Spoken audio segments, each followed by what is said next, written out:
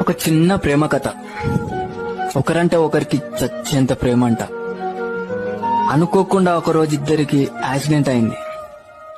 ఎవరూ లేని సమయం.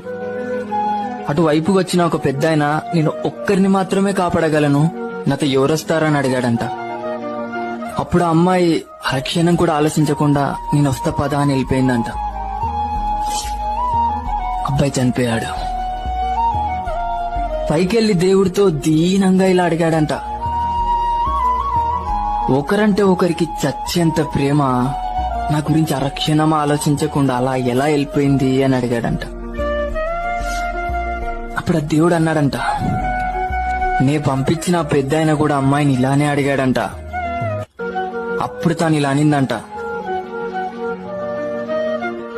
నేను చనిపోతే వాడు జీవితాంతం ఏడుస్తూ నరకం చూస్తాడు, నాకు అది తెలుసు.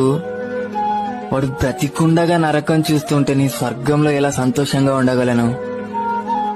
అందుకే ఆ నరకంని తీసుకొని స్వర్గాన్ని వానికి ఇవ్వాలనుకున్నా అనిందంట.